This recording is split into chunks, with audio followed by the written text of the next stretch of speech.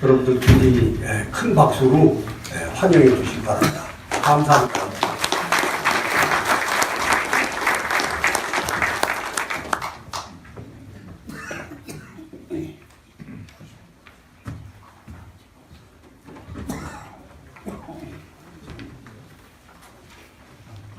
방금 소개받은 호동현 교수입니다. 먼저 저희가 대표님께 이런 영광스러운 자리에 와서 말씀을 드릴 수 있게 해주셔서 감사하다는 말씀을 먼저 전하고 싶습니다. 그리고 사실 오늘 대한민국 역사박물관에서 운영자문위원회가 있습니다.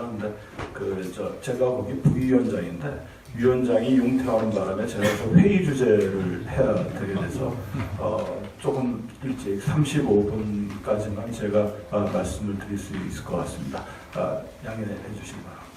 제가 오늘 드릴 말씀은 해방 후 국내의 여건과 남북한의 체제 선택, 대한민국 정통설에 대한 논란의 뿌리에 대해서, 그러니까 사실은 국민국가 시대를 저희가 살고 있는데요. 국민국가라는 건 당사자들이 자신들이 국민국가라고 주장해서 되는 게 아니라 남들이 인정해줘야 됩니다.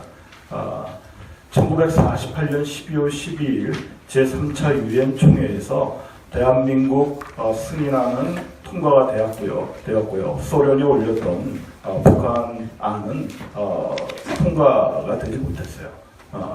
그 결과가 대한민국은 유엔이 만들고 유엔군 파병의 근거가 돼서 유엔이 지켜준 나라가 되는 것입니다. 그래서 거기까지의 과정, 그러니까 해방에서부터 거기까지의 과정을 살펴볼 것이고요. 그리고 오늘의 입장, 그러니까 역사란 건 항상 현재성을 갖습니다.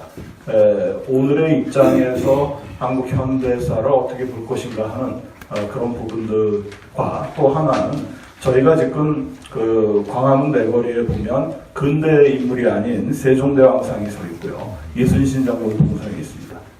그리고 국민국가의 상징은 화폐 도안 인물들입니다. 세계 어느 나라를 가건 근현대 인물입니다. 근데 우리는 그렇지 못한 상황이거든요. 그러니까 그 정체성이 균열이 나서 서로 같이 존경할 근현대 인물이 없다라는 얘기가 됩니다.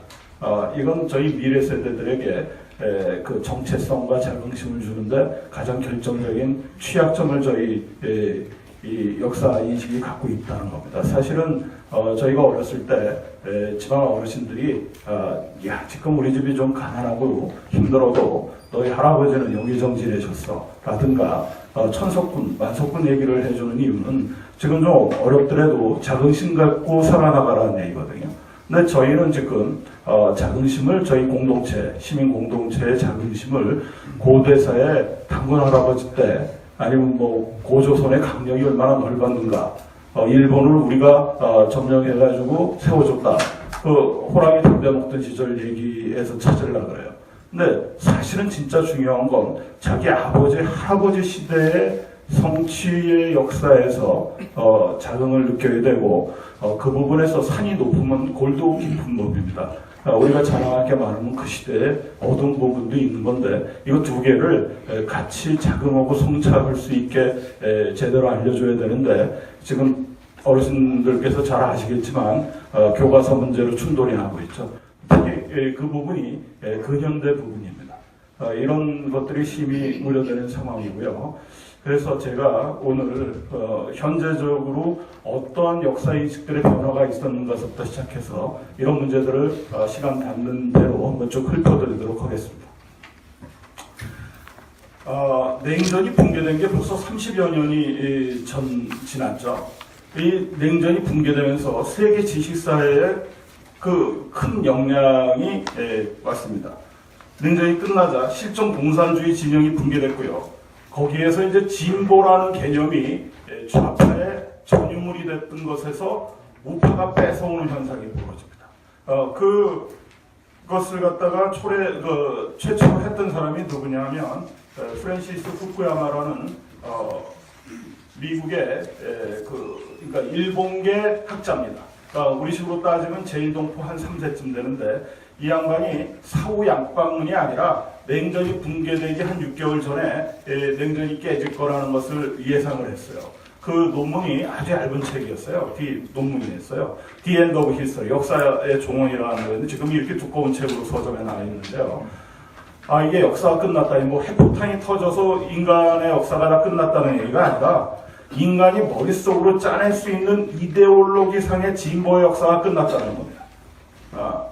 그건 뭐냐면 프랑스 대혁명 때 자유민주주의의 기치가 올라갔고 시장경제 이 두 개가 그때 던져졌는데 특히 자유민주주의가 하얀 색깔의 전체주의, 즉 백색 전체주의, 나치즘이라든가 군국주의 여기에 맞서서 싸워 이겼고 그 다음엔 적색 전체주의, 스탈리니즘이라든가 마오이즘 같은 거를 물러쳐서 일으키면서 이제 더 이상 인간이 머릿속으로 짜낼 수 있는 이데올로기상에서의 진보는 없다. 그게 The End of History입니다.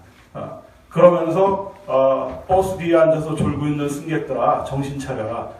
이제는 자유민주주의 외에는 대안이 없다.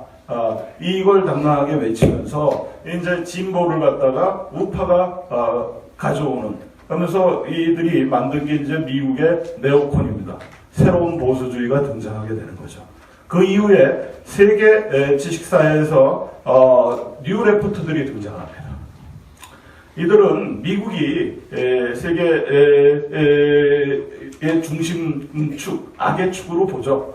그렇지만 미국이라는 나라가 제국주의 국가임은 틀림없고 이 나라가 나쁜데 이게 무너진다 한들 유토피아가 오지 않는다는 거예요. 더 나빠질 수도 있다.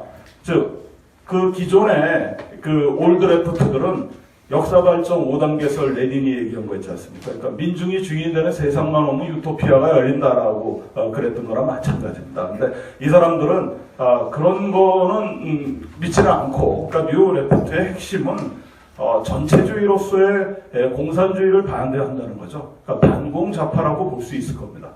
자유민주주의 체제 하에서는 사실은 사회민주주의까지 포괄할 수 있는 것이죠. 그러니까 이 사람들은 더 이상 그 마크시즘이 유토피아를 건설하는 혁명의 도구나 이런 것이 될 수 없다라고 보는 것이죠. 최근에 한 8개월쯤 전인가요? 저희 나라의 소위 그 진보 논객 중에 강준만 선생하고 그리고 진중권 이 굉장히 유명한 분들인데 이 두 분이 트위터상에서 설전을 벌인 게 신문에 보도까지 됐던 걸 기억합니다. 근데 아마 강준만 교수가 진보의 문제는 싸가지가 없는 게 문제다.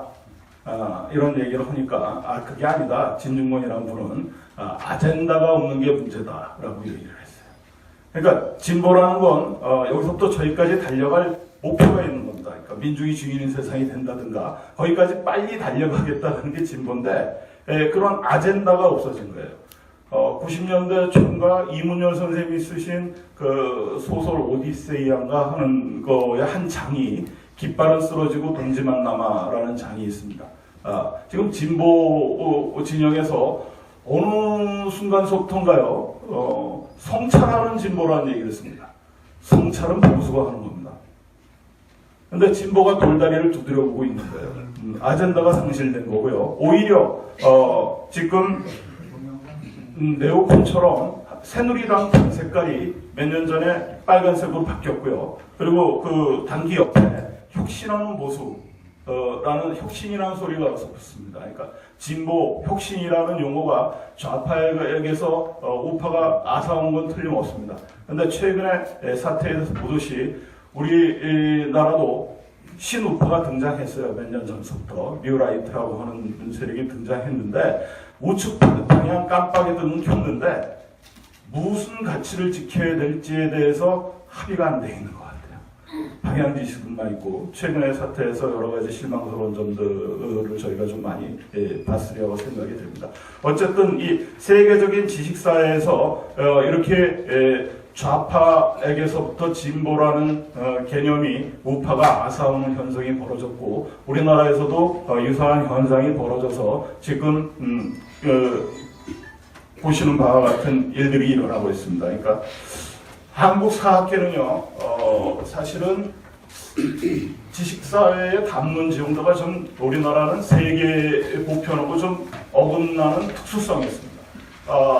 한국 사학계의 경우에는 올드레프트 계열에 속하는 것 같습니다. 민족과 민족주의 담론, 그러니까 언제부턴가요? 북한에 단군능을 복원해가지고 피라밋을 세워놨어요. 그러면서 북한이 내거는 기치가 조선민족 제일주의라는 기치, 민족주의를 내걸기 시작했어요. 그리고 지금 중국도 사실은 막스레닌주의가 아니라 중화민족 제일주의입니다. 거기도. 근데 이 민족의 이름을 갖다가 내세웠지만 친일파 임명사전 문제에서 보면 일정직위 이상자들만 심판합니다. 그러니까 저희 대학의 이정식 교수라고 유펜의 유명한 석좌 교수가 한국 공산주의 운동상을 최초로 연구하신 분이죠. 강연 왔을 때 플로어에서 학생들이 질문을 했어요. 친일파 문제를 어떻게 봐야 되냐. 그러니까 이분이 이렇게 우회적으로 대응하시더라고요. 일제시대 때 제일 나쁜 짓을 한, 민초들에게 제일 나쁜 짓을 한 사람들은 오장, 그러니까 헌병 오장, 순사, 면석이었다. 이 사람들은 친일파 임명사전에 안 올라갑니다. 일정직위 이하자기 때문에. 그러니까 그거는 부르주아 심판론입니다. 이어지면은 그건 대한민국에 대한 대한민국을 세운 분들에 대한 어떻게 보면 공격이 들어있는 겁니다. 그러니까 민족을 얘기하지만 가운데 당점이 지키고 민중이 같이 들어가는 겁니다. 지금 민중적 민족주의 담론을 얘기하고 있고요. 여기서는 역사를 보는 주어가 민족입니다. 그러니까 남의 국민과 북의 인민이 하나가 되는 것을 지고의 가치로 생각하고요. 거기서부터 나오는 게 민족적 민중주의 사관과 통일지상주의예요. 통일이 되면 모든 게 다 해결되고 민중이 주인이 되는 세상이 되면 우리에게 유토피아가 온다는 얘기고요. 그리고 민족이 주체로서 서야 된다라는 주체성을 강조하죠. 그래서 그런데 이제 이런 역사인식이 한계에 도달한 건 뭐냐면요. 제가 그 학생들한테 질문을 합니다. 저희가 1905년에 우리나라가 러일 전쟁으로 일본의 보호국으로 전락하고요.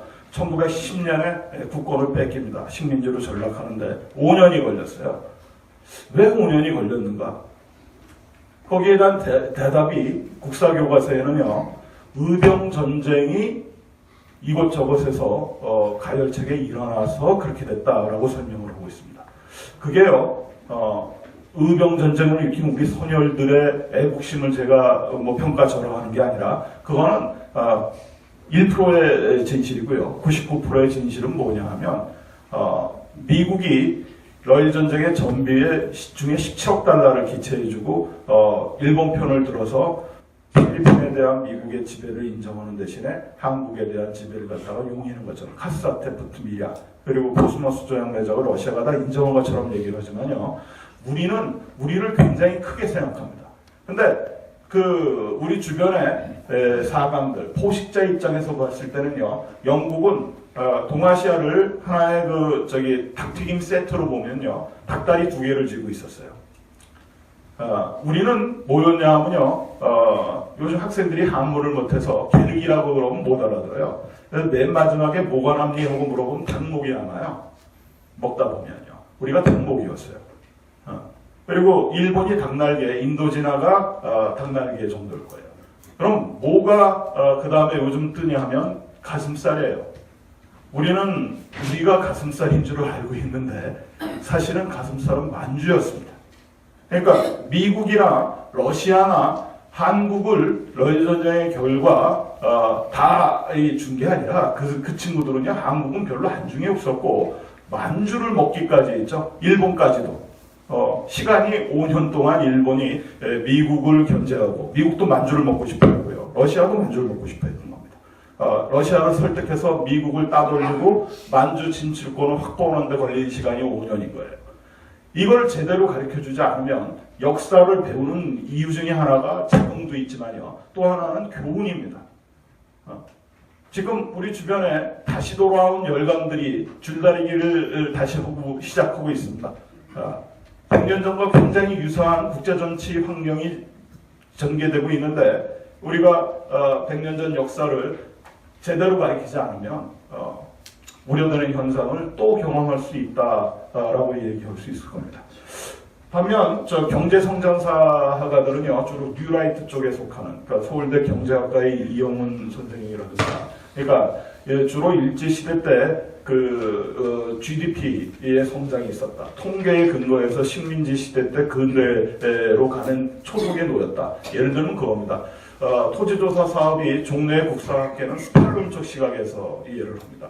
다 일본에게 착취당했다, 침략당했다. 근데 이쪽에서는 그게 뭐냐 하면 토지에 대해서 일물 일주의 근대적 소유관념이 토지조사 사업의 결과로 법인되었다라는 거죠. 법으로 인정되고 그 사유권이 확립되었기 때문에 자본주의에 싹이 돋을 수 있었다. 이런 얘기입니다. 그러니까 그거를 최초로 한 사람들은 누구냐면요. 개화파예요. 김옥균이나 이런 사람들. 근데 갑신정변 3.1천하였고요. 다 외세 의존성이 있죠. 그래서 이쪽 그 한국사학계 쪽에서는 친일파의 원조라 그래가지고 평가절하하고요. 이 경제성장사가 쪽에서는 뜻은 있었지만 실질적으로 해보지 못했다. 바꾼 적이 없다. 그러니까 사회과학 쪽은 동기나 이런 거 안 봅니다. 결과를 중시하죠. 그러니까 한국의 근대화의 초석, 그러니까 굴뚝을 놓는 산업혁명의 초석은 일제히에서 놓여졌다. 이런 식의 그러니까 문명의 변화가 이쪽서부터 시작됐다라는 인식을 갖고 있는 거고요. 이 서양사학계 쪽의 일부하고 역사사회학 쪽은 신자파, 뉴레프트 계열에 속합니다. 서구의 좌파들은 대부분 이쪽 사람들이에요. 근데 그쪽은 북한이 없어요. 그러니까 걱정할 게 없죠. 근데 우리 같은 저기에서는 신자파들은 이거는 동화 쓰고 있다라는 비판을 당하게 됩니다. 예를 들면 나치즘이니 마오이즘이니 색깔이 희건 붉건 전체주의가 저쪽에서는 상당히 청산됐어요. 이 EU 같은 경우에 어떤 공동체를 얘기한단 말이죠. 여기에서 동아시아 공동체를 얘기하면 말이 안 되는 부분이 돼요. 중국은 중화주의를 내세우면서 지금 동북공정이 청사공정 같은 얘기를 하고 있죠. 일본 역사교과서 왜곡하면서 군국주의 시절로 되돌아간다라는 그 우려를 자아내게 하고 있는데 거북이가 갑옷 벗어버리면 잡아먹힙니다. 그러니까 민족주의라는 게 역기능이 많아요. 그렇지만 순기능이 있습니다. 뭐냐면 강자에게서부터 자기를 보호하는 순기능이 있는데 이 거북이가 껍질 벗는 격이 되는 거죠. 탈민족을 해버리면. 그래서 사실은 저 얘기를 하면 저는 그렇게 얘기합니다. 그건 동화성 얘기고 사실은 민족주의는 나쁜 거지만 강자가 먼저 벗을 때 약자가 뒤따라 벗을 수 있는 거다. 즉 선순환 구조로서 벗을 수 있는 건데 유럽은 2차 제든 이유가 청산됐어요. 독일이 계속 사과합니다. 여기는 일본이 안 그러고요. 그러니까 우리가 먼저 벗을 수 없는 거다. 현 단계에서는 민족주의나 국가주의를 완전히 벗어날 수 없기 때문에 저는 그러니까 열린민족주의를 얘기합니다. 저희 같은 경우에 민족주의의 문제가 뭐냐면요. 우리 주변에 1, 2, 3, 4 등이 다 있어요. 그래서 우리가 강자들한테요. 뭐라고 얘기하냐면요. 학생들한테 이렇게 물어봅니다. 미국 사람 뒤에서 뭐라고 부르니? 양키 호홍 그러거든요. 중국 사람 뭐라고 부르냐? 그럼 다 알아요. 2글자로. 일본 사람은 3글자예요. 러시아 사람 뭐라고 그러냐? 이건 잘 모르더라고요. 로스트. 그러니까 우리보다 큰 거는요. 강한 건 다 비칭이에요. 다 새끼예요. 네? 근데 네팔 사람은 뭐라고 부르지? 네팔 사람이에요. 티베트 사람은 티베트 사람이에요. 실제로는 사람 취급 안 합니다. 이거는요. 민족주의가 열패감에 그득한 민족주의 있어요. 그리고 이게 지금 저희가 그 농어촌 지역에 가면 10쌍 중에 3쌍이 국제 결혼해서 다문화 가정이에요. 거기가 제일 국제화돼 있어요. 농어촌이 오히려. 근데 문제는 얼굴 빛깔이 검을수록 차별을 받습니다. 우리가 남에 대한 타자에 대한 차별을 하는데 이게 인종주의인지 착각하고 있는데 그렇지 않다고 봐요. 왜냐하면 우리는 4강 중에 다 동포가 있어요. 유일하게 그렇습니다. 유태인도 그렇지 않거든요. 근데 이 피부도 같고 같은 우리 동포인데 고려인 차별합니까 안 합니까? 조선족 차별합니까 안 합니까? 심지어 탈북자 엄청 차별하거든요. 그러니까 이거는 피부 빛깔이나 이런 거의 차별이 아니라 사실은 뭐의 차별이냐면 돈의 유무에 대한 차별입니다. 이건 사실은 굉장한 천민성이에요. 우리가 한강의 기적, 광복 70년 만에 엄청난 세계사의 유례가 없는 식민지에서 선진국 반열에 오르는 기적을 썼습니다. 근데 바깥에서 뭐라고 얘기할 수 있냐면요. 졸부라고 손가락질할 수 있어요. 왜냐하면 이런 측면 때문에 그럴 겁니다. 그래서 이런 부분들, 그러니까 물질적에서 압축적인 성장도 이렇지만 정신적인 면에서의 천민성 벗어나기도 우리에게 굉장히 소중하다는 생각이 듭니다. 이렇게 한국 지식사의 담론은요, 세계 지식사의 담론 구조에 비해서 굉장히 특수성을 띠고 있습니다. 해법도 서로 다릅니다. 이쪽은 좌파는 원래 민족을 넘어서야 돼요. 계급 간 연대니까. 근데 독도 문제나 이런 저기에 나오면 가장 열받는 정당 중에 하나가 옛날에 우리나라 유일한 계급 정당이 옛날에 있었던 게 민노당이죠. 민노당이 펄펄 뜁니다. 그리고 원래 우파는 자국을 가장 중요한 가치로 생각하고 얘기해요. 근데 시청 앞에서 우파 집회가 있다 그러면 좌파에서 옆에서 아니 왜 일장기가 옆에 꽂혔니? 뭐 이런 식으로 얘기를 해요. 사실은 우리는 우파가 제국과의 연대 하에서 생존을 도모합니다. 이쪽은 자주 얘기를 하면서 민족이 하나가 돼가지고 제국에 맞짱 뜨자는 얘기입니다. 노무현 정권 때 방미면 어때라는 얘기도 했었고요. 여기서는 북한을 막기 위해서는 일본과 미국과 손을 잡고 나가야 된다. 지금도 현재 그렇죠. 사드 도입 문제라든가. 그러니까 이게 세계적인 보편과 다른 특수성이 우리에게 있습니다. 그래서 우리 역사인식도 그런 측면이 반영될 수밖에 없는 부분들이 있다라는 거죠. 그렇지만 제가 아까도 말씀드렸듯이 여기 지금 이 워싱턴이고요. 후쿠자가 유키치입니다. 세계 모든 국민 국가의 집회는 독립운동을 했다든가 건국을 했다든가 아니면 그 나라의 대표는 문호든가 이런 사람들이 갑니다. 성균관대학교 입학처장이요. 학부모들 모아놓고 입시 설명회를 때 하는 유머입니다. 성대에 오면은 화폐 도안 인물이 될 소지가 있답니다. 크답니다. 명예이사장이 누구냐고 물어보면 됩니다. 세종대왕이고요. 학부모 회장은 누구죠? 신사임당이죠. 그러면 명예동참회장은 누굴까요? 고여권에 나오신 분일 겁니다. 예. 다 이씨예요. 그럼 아니 신사임당 아니지 않냐? 신씨 아니지 않냐? 아들도 이씨, 남편도 이씨입니다. 중세 인물에다가 다 이씨예요. 그러니까 사실은 5만 원권은요 참여정부 때 나왔어요. 그때 여성가족부가 생기고, 근데 여성가족부의 영문 홈페이지 이름은 양성평등부입니다. 남녀 동권의 상징은 자기 몸의 주권을 외친 나혜석이라는 인물일 거예요. 근데 나혜석은요, 뭐가 문제냐면요, 남녀 동권을 외친 신여성이지만 남편도 친일파, 당시에 애인이었던 최린도 친일파예요. 그러니까 친일 민중 코드에 걸리는 겁니다. 그래서 안 걸리는 신사임당을 갖다가 남녀 동권의 상징 인물로 세워놨어요. 근데 제가 70년대에 대학을 다녔고 고등학교를 그때 다녔는데 70년대 때 신사임당은 현모양처의 아이콘이었습니다. 그러니까 근현대 인물에 좌우에서 같이 존경할 인물이 없기 때문에 이런 넌센스가 벌어지고 있는 겁니다. 아직도 저희는 세종대왕이 어여삐 여기는 신민이고 이걸 극복하지 못하면 우리에게 미래가 없지 않을까 하는 생각이 듭니다. 자, 따라서 해방에 대해서도요, 다른 인식이 충돌합니다. 해방은요, 사실은 우리 힘으로 얻지 못했습니다. 놓여놨다라는 뜻이죠. 광복은 길을 되찾았다라는 거고, 놓여놨다는 건 우리 힘으로 놓여난 게 아니라는 얘기입니다. 이 시문, 민족시인 시문이 30년, 그러니까 3.1절, 1930년 3.1절, 그러니까 광복되기 15년 전에 지은 시에서 뭐라 그랬냐면요. 그날이 오면은 삼각산이 일어나 더동실 춤이라도 추고 한강물이 뒤집혀 용서든 칠 그날이 이 목숨이 끊어지기 전에 와주기만 하량이면 나는 밤하늘을 나는 까마귀와 같이 종로의 인경, 보신각종을 머리로 들이받아 울리오리다. 그러다가 두개골이 깨져서 죽어도 울리겠다. 근데 이게 기쁘지 않았어요, 김구 선생이. 네? 나가사키의 원폭에 투하된 다음날 8월 10일입니다. 그러니까 국내에서는 원폭 떨어졌는지 몰랐고요. 밖에 있던 김구 선생은, 중경에 있던 김구 선생은 10일날 그 소식을 알았어요. 근데 기뻐하지 않았습니다. 기뻐할 수가 없었어요. 뭐라고 이제 김구 선생님 말씀인데, 나는 이 소식을 들었을 때 희소식이라기보다 하늘이 무너지고 땅이 갈라지는 느낌이었다.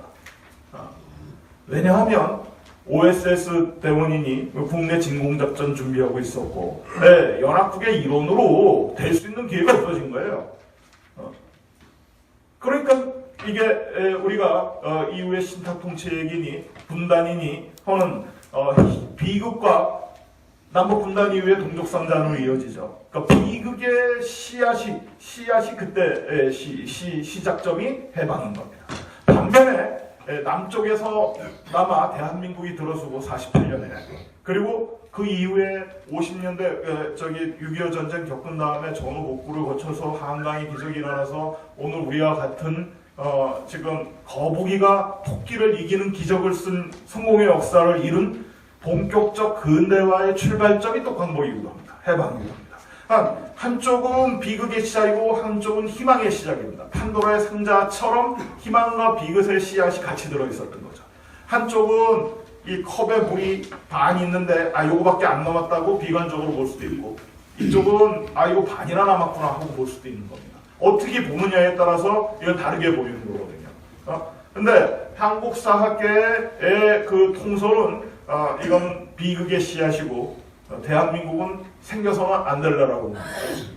분단이라는 걸 극복해야 된다는 통일지상사관에서 보면 대한민국은 생겨서는 안 될, 그러니까 건국이라는 표현도 쓰지 않고요. 정부 수립이라는 단어를 씁니다. 그래서. 근데 반면에 뉴라이트 쪽 경제성장사가 쪽의 인식은 대한민국 국민을 중심으로 한 국민사관에 입각해서 대한민국이 일한 성취가 자랑스럽다고 보는 거죠. 이쪽은 그렇지 않다고 보는 거고 이 두 개가 충돌하게 되는 거죠. 근데 이것도 말이죠. 종래에는 민족을 중심으로 하는 민족주의 사관으로 보니까 우리가 놓치는 부분들이 많습니다. 그러니까 국사교과서에는요, 우리 독립운동의 결과 플러스 연합군의 승리가 해방을 가져온 것으로 서술이 되고 있어요.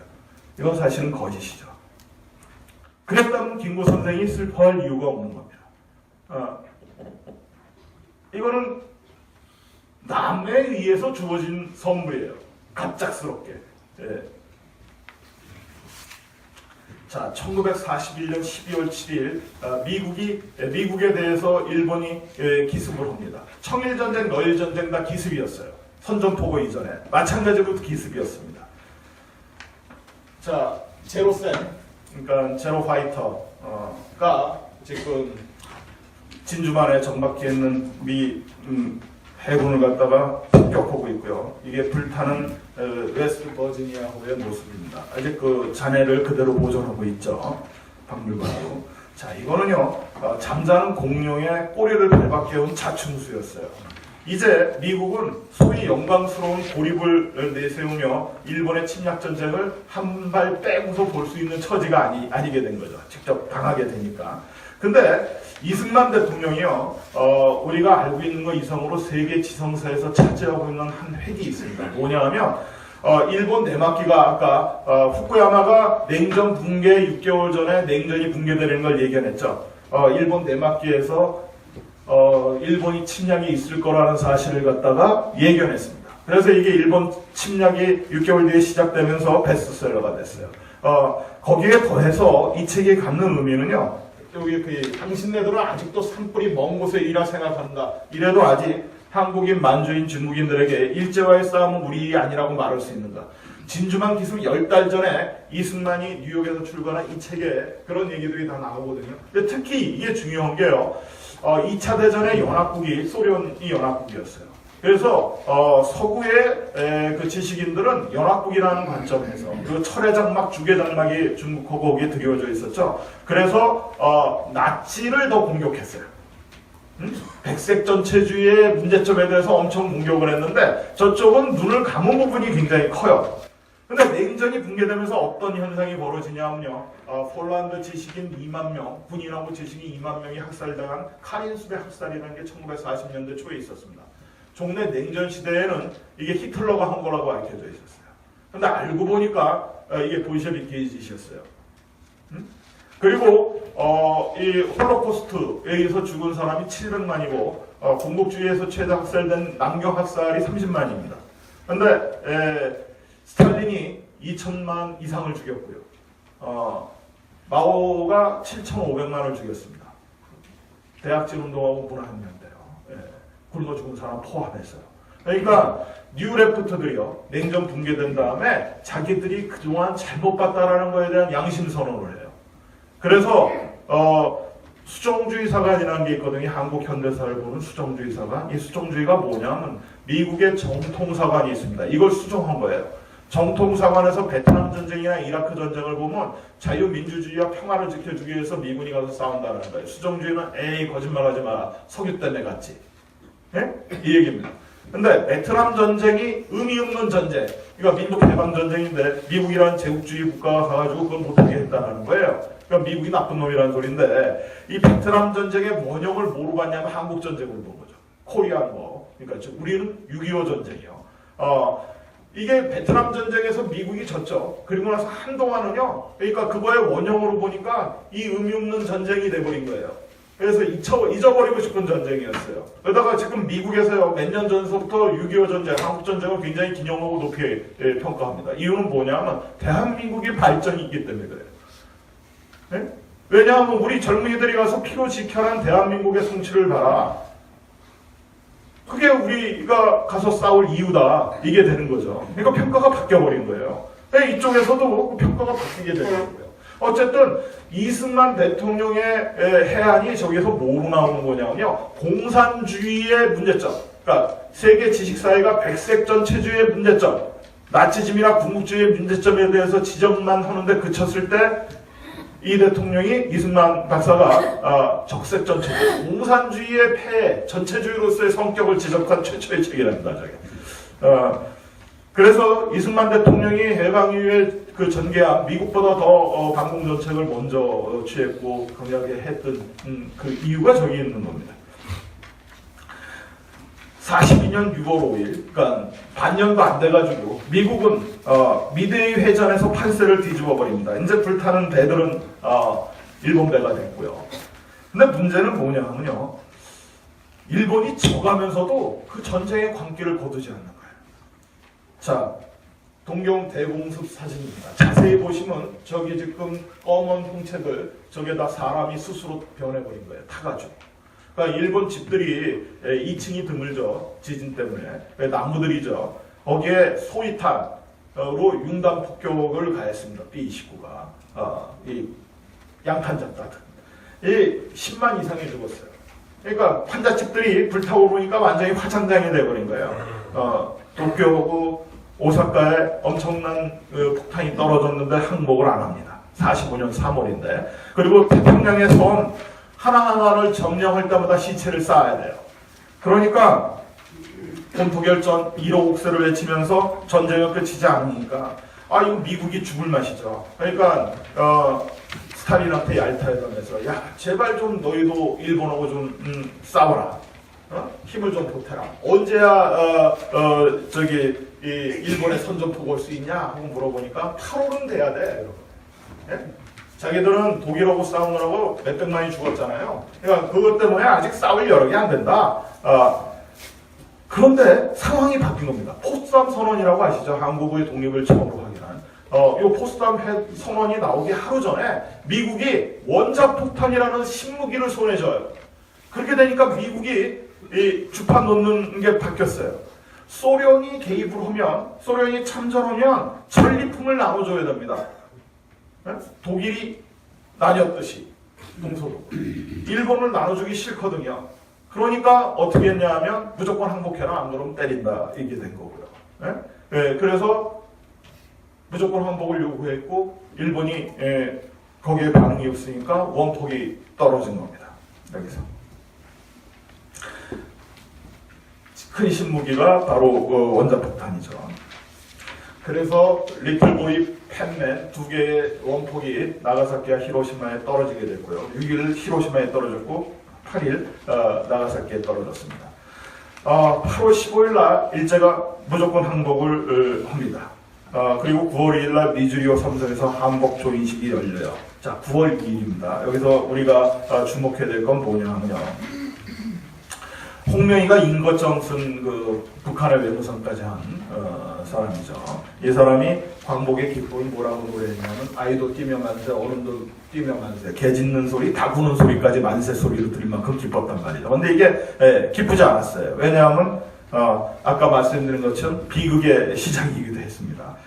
침략 전쟁의 죄값으로 동서로 나뉜 게 독일인데 우리가 남북으로 나뉘었어요. 일본이 아니에요. 그 종래에요. 한국 사학계의 통솔은 뭐였냐 하면 남북 분단을 주도한 건 미국이었고요. 거기 남한에 단독 정부를 수립해서 민족 분단을 고착화시킨 주범은 이승만 대통령이라고 봤습니다.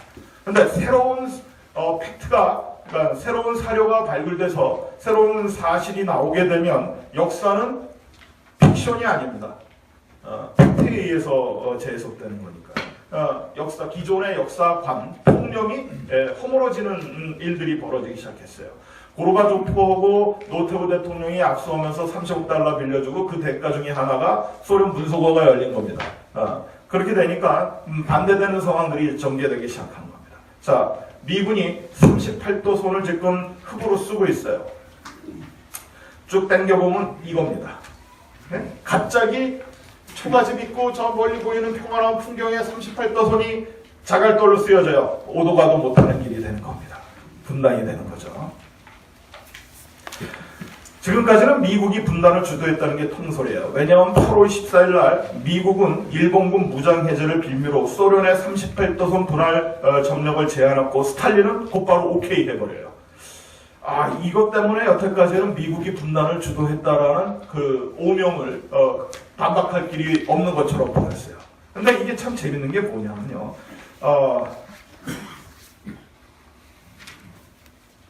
소련이 수수방관한 게 아닙니다. 소련은요, 일제 패망이 가시화되자마자 첫 번째 원파 히로시마에 떨어진 게 6일이고요. 그 다음날 일본에 대한 공격명령에 여태까지 안 하고 있던 거 황급히 서명을 해요. 그리고 몰로토프가 뭐라 그랬냐면 히로시마에 떨어진 원폭은 일본이 아닌 소련을 겨눈 거였다. 그러니까 전리품을 얻을 수 있는 기회를 박탈한 거죠. 그러니까 원폭투어가 있는 다음날 그 선전폭을 하고 나진으로 건너는 게 두만강을 건너는 게요 8월 8일인가 그래요. 그래가지고 8월 24일은 얘는 개성까지 내려왔어요. 근데 미주리 선상에서 항복 사인하는 게 9월 초였죠. 미군은 그때 어디 있었냐면 오키나와에 있었어요. 서울에서 1000km 이상 떨어져 있습니다. 그러니까 오려면은요 그 이전에 소련은 한국을 통으로 다 먹어버릴 수 있는 시간이 충분히 있었던 거예요. 24일날 개성까지 왔으니까 더 빨리 내려올 수도 있죠. 근데 안 내려오고 14일날 미국이 38도선 분할을 오케이 하고 받아요. 그거 이유는 뭐냐 하면 소련이요 지금 전쟁에 개입 안 했었잖아요. 참전을. 그러니까 일본을 반토막으로 나누자 그러는 건 이거는 설득력이 안 돼요. 그러니까 한국 남쪽하고 소련이 교환하고자 하려고 했던 게 뭐냐면 홋카이도의 북쪽입니다. 사할린하고 홋카이도 사이에 소야 해협이라는 게 있거든요. 이 해협이 확보돼야지만 블라디보스톡은 1년에 넉 달 얼어 있어요. 그래야지만 태평양 쪽으로 내려올 수 있어요. 미국이 이거 줄 일이 만무죠. 근데 우리를 제가 학생들한테 이럽니다. 저 축구 경기 볼 때 짝짝짝 하면서 대한민국 하면서 좋아한단 말이죠. 영어로 우리나라 국호가 뭐냐고 물어봅니다. 한번 생각해 보세요. 그레이트가 없어요. 대자가 없다고요. 우리가 대자를 붙였던 게요. 대한제국대입니다. 대한제국대. 청일전쟁으로 일본이 중국을 쫓아내니까 우리도 천자의 나라다 해서 황제의 나라다 해가지고 대자를 붙인 건 아까 말씀드렸듯이 주변에 큰 놈들이 너무 많으니까 이소부화에 보면 개구리들이 우물가에 있어서 소떼 밟힐 위기에 있으면서 배 고플리면서 내가 크다는 얘기하고 똑같은 거예요. 근데 밖에다가 우리 크다고 대자 붙여서 얘기하려니까 창피하니까 그건 뺀 겁니다.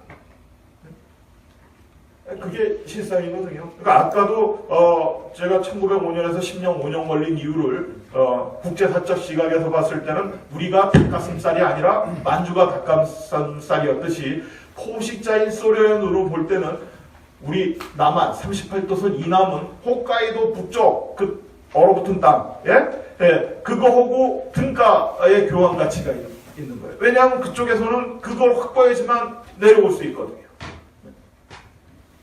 그게 실상인 거죠. 근데 우리 국사교과서에서는요, 카이로 선언, 테헤란 회담, 얄타 회담, 한국 문제가 논의된 건 다 가리켜요. 근데 제일 중요한 거는요, 런던 외상회의가 더 중요합니다. 런던 외상회의는요, 1945년 9월 12일인가 15일부터 10월 12일인가까지 열려요. 15일인가부터. 요거는 승전국, 영국, 소련, 미국, 요 세 나라가 모여가지고 외상들이 모여서 전리품을 어떻게 나눌까 하는 걸 한 회의예요. 그때 소련은 지중해, 그러니까 트리폴리를 소련의 상선들이 정박할 수 있는 항구로 조차해달라고 얘기를 했고요. 요 북해도의 반쪽 얘기를 한 겁니다. 근데 영국이요, 그 지중해에 흑해에 있는 흑해 함대나 저쪽 핀란드만 있는 베체스부르크나 다 이게 풍선병으로 이렇게 들어가 있어요. 여기만 막아버리면, 터키가 시리아 공격하는 러시아 전투기 쏴서 격추시켰잖아요. 그리고 지금 푸틴이 좀 세지니까 크림 쪽으로 촉수가 내려오지 않습니까? 요거를 상선 어쩌고 하지만 그건 뭐냐면 지중해를 자기들이 휘젓고 다니겠다는데 영국이 그걸 용납하겠어요? 안 해주죠. 여기서는 미국이 태평양 쪽으로 나오는 걸 봐주겠어요? 노하니까 어떻게 되냐면요, 전략을 급격히 수정해요. 뭐 어떻게 하냐면 중국이 중요해지는 거예요. 마오쩌둥한테 팔로군 일으켜서 장개석 군대하고 싸워서 몰아내라. 중국 먹고, 그리고 이 한반도에는요, 1945년 9월 15일인가 16일날 임시인민위원회를 세우라고 지령이 내려와요. 그러니까 통일전선 차원에서 부르주아 민주주의 정권 세워라. 그리고 나서 그 다음에 2월에 임시인민위원회 실질적 정부가 들어서고요. 그러니까 이승만 대통령이 정읍 발언하기 몇 년 전에 이미 다 게임은 끝난 거예요. 그리고 처음에 내전 지시를 해가지고요, 전쟁이 벌어졌을 때 처음에는 장개석 군대가 져요. 왜냐하면 만주 쪽에 있던 군대는요, 무장력이나 이런 게 훈련 이게 떨어졌어요. 그러다가 전쟁이 터지니까 그때 당시 장개석 군대는 미군이 훈련시킨 장개석 군대는 운남 쪽에 있었어요. 이걸 수송기로 실어다 줘요.